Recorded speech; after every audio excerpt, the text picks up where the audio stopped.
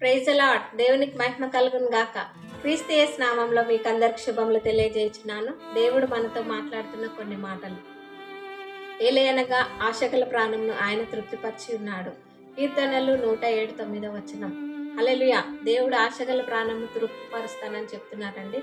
జీవితంలో చూసినట్లయితే ప్రతి ఒక్కరికి ఒక్కొక్క ఆశ ఉంటుంది. కొంతమందికి బాగా తినాలని ఆశ ఉంటుంది, కొంతమందికి బాగా పడుకోవాలని ఆశ ఉంటుంది, కొంతమందికి డబ్బులు సంపాదించాలి, బట్టలు కొనుక్కోవాలా, సమాజంలో నేను మంచిగా బ్రతకాలని ఆశ ఉంటుంది, కొంతమందికి నాకు పిల్లలు ఉండాలని ఆశ ఉంటుంది. అదే దేవుని మార్గంలో చూసినట్లయితే దేవుని వాక్యం రోజు మనం చదువుతున్నామా, అది ఆశ కలిగి ఉండాలి. మనం రోజు ప్రార్థిస్తున్నామా, అది మనం ఆశ కలిగి ఉండాలి. దేవుని ఆత్మీయ జీవితంలో విశ్వాసంతో మనం ముందుకు సాగుతున్నామా, అది ఆశ కలిగి ఉండాలి. వాక్యంలో చూసుకున్నట్లయితే కీర్తనలు 42:1 తుప్పినీటి వాగుల కొరకు ఆశపడినట్లు దేవా నీ కొరకు నా ప్రాణం ఆశపడుతున్నది. దేవుని యందు మనం ఆశపడితే దేవుడు తప్పకుండా మన ఆశలు తీరుస్తానని చెప్తున్నారు. అదే రీతిగా మా కుటుంబ జీవితంలో మేము ఎన్నో రోజుల నుండి మీటింగ్స్ పెట్టినాము, ప్రార్థించినాము, కానీ వాక్యం చెప్పలేకపోతున్నాం. ఇప్పుడు మా కుటుంబం మొత్తం దేవుని యందు వాక్యం కొంచెం చెప్పగలుగుతున్నాం. అది దేవునికి మహిమ చెల్లిస్తున్నాను.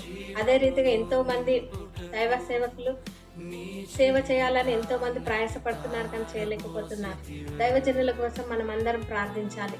మీ ఆశలు అన్ని నెరవేరాలని నజరేయుడైన యేసు నామంలో మనస్ఫూర్తిగా కోరుకుంటున్నాను. అటువంటి కృప దేవుడు మనకందరికి అనుగ్రహించును గాక. ఆమేన్. God bless you.